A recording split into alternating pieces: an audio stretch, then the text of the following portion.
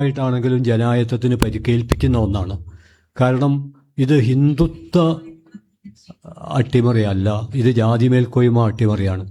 ജാതി മേൽക്കോയ്മ അട്ടിമറി സ്വന്തം സുരക്ഷിതത്വത്തിന് വേണ്ടി ധരിച്ച ഒരു മൂടുപടം മാത്രമാണ്, മുഖംമൂടി മാത്രമാണ് ഹിന്ദുത്വം എന്നുള്ളത്.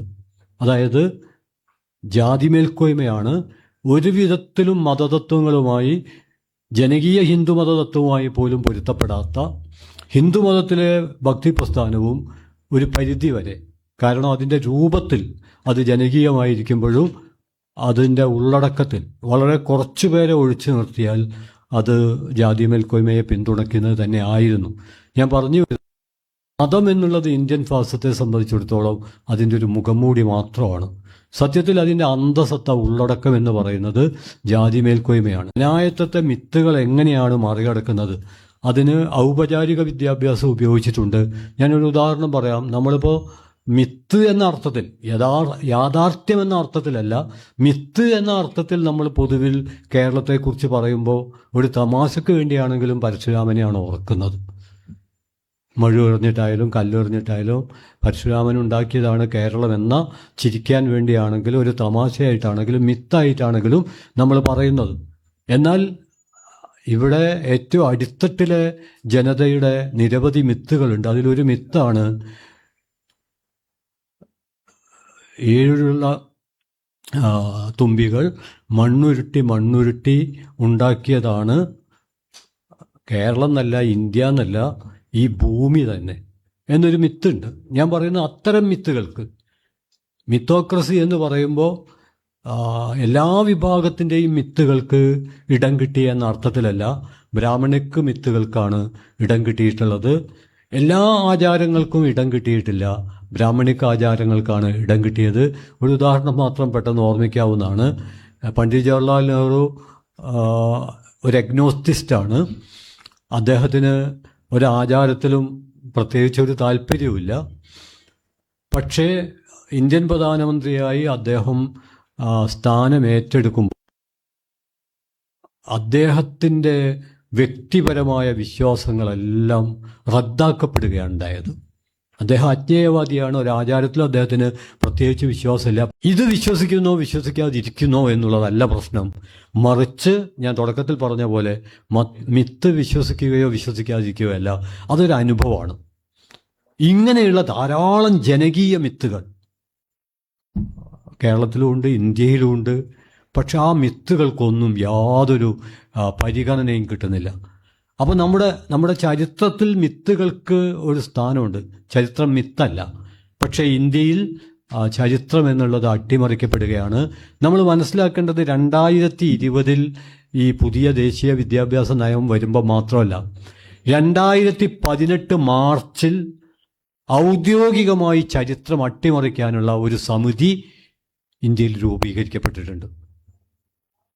ഓക്കിനെപ്പോലുള്ള സംഘപരിവാർ ചരിത്ര പ്രതിഭകൾ നടത്തിയ ഇടപെടൽ മാത്രമല്ല, മറിച്ച് 2018 KN ദീക്ഷിത്, ആർക്കിയോളജിക്കൽ ഓഫ് ഇന്ത്യയുടെ പ്രധാന ഉദ്യോഗസ്ഥനായ KN ദീക്ഷിതിൻ്റെ നേതൃത്വത്തിൽ അന്നത്തെ സാംസ്കാരിക വകുപ്പ് മന്ത്രി രാകേഷ് വർമ്മ ചെയർമാനായിട്ട് ചരിത്രം തിരുത്താനുള്ളൊരു കമ്മിറ്റി നിലവിൽ വന്നിട്ടുണ്ട്.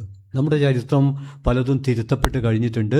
ആ തിരുത്തപ്പെട്ട ചരിത്രം പാഠപുസ്തകങ്ങളായിട്ട് പല സ്ഥലത്തും പഠിപ്പിക്കുന്നുണ്ട്.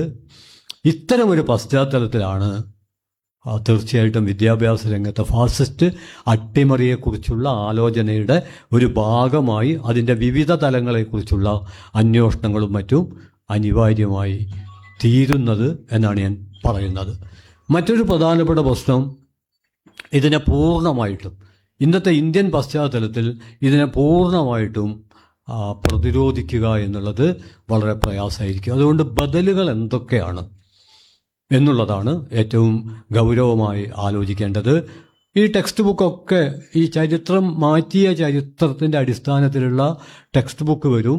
അതോടൊപ്പം തന്നെ സർഗാത്മകതയുടെയും ദൈക്ഷണികതയുടെയും ഒരു ലോകത്ത് നിന്ന് വിദ്യാർത്ഥികളെ, അതാണെങ്കിൽ ജനപ്രിയമായിരിക്കും, തൊഴിൽ നൈപുണിയുടെ അടിസ്ഥാനത്തിലേക്ക് ചുരുക്കുന്ന, ഗവേഷണങ്ങൾക്ക് പോലും, റിസർച്ചിന് പോലും എന്തൊക്കെ വിഷയം സ്വീകരിക്കാം, എന്തൊക്കെ വിഷയം സ്വീകരിച്ചു കൂടാ എന്ന ഒരു കാഴ്ചപ്പാടിലേക്ക് കാര്യങ്ങളെ കൊണ്ടുപോകുന്ന PhD ഗവേഷണ പ്രവർത്തനത്തിൽ ഏർപ്പെടുന്ന ഒരാൾക്ക് അനിവാര്യമായും തനിക്ക് PhD കിട്ടണമെന്നും അത് തൻ്റെ അക്കാഡമിക് ജീവിതത്തെ മുന്നോട്ട് കൊണ്ടുപോകണമെന്നും ആഗ്രഹമുണ്ടാവും.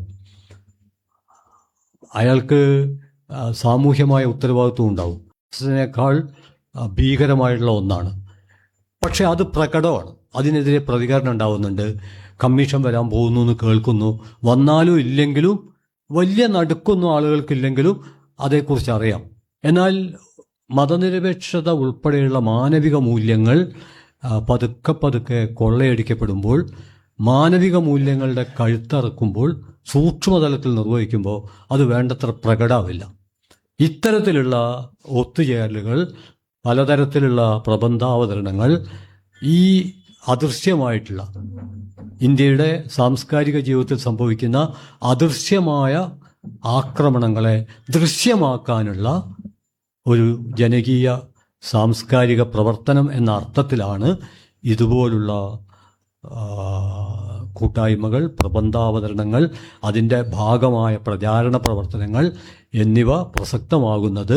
അത് ആശയതലത്തിൽ ആരംഭിച്ച് അവിടെ അവസാനിക്കാതെ അത് പ്രായോഗിക തലത്തിലേക്ക് എങ്ങനെ കൊണ്ടുവരാൻ കഴിയും എന്നുള്ളതാണ് ഏറ്റവും പ്രധാനപ്പെട്ട കാര്യം.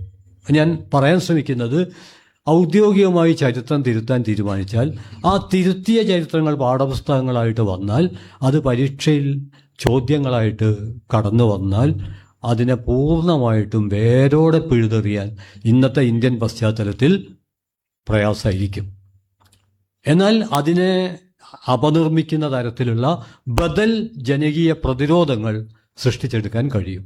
അത്തരം പ്രവർത്തനങ്ങൾക്കുള്ള ഊർജമായി ഈ കൂട്ടായ്മ പരിണമിക്കട്ടെ എന്ന പ്രതീക്ഷയോടെ, പ്രത്യാശയോടെ നിങ്ങൾക്ക് അഭിവാദ്യങ്ങൾ അർപ്പിച്ചുകൊണ്ട് ഞാൻ എൻ്റെ വാക്കുകൾ അവസാനിപ്പിക്കുന്നു. അഭിവാദ്യം.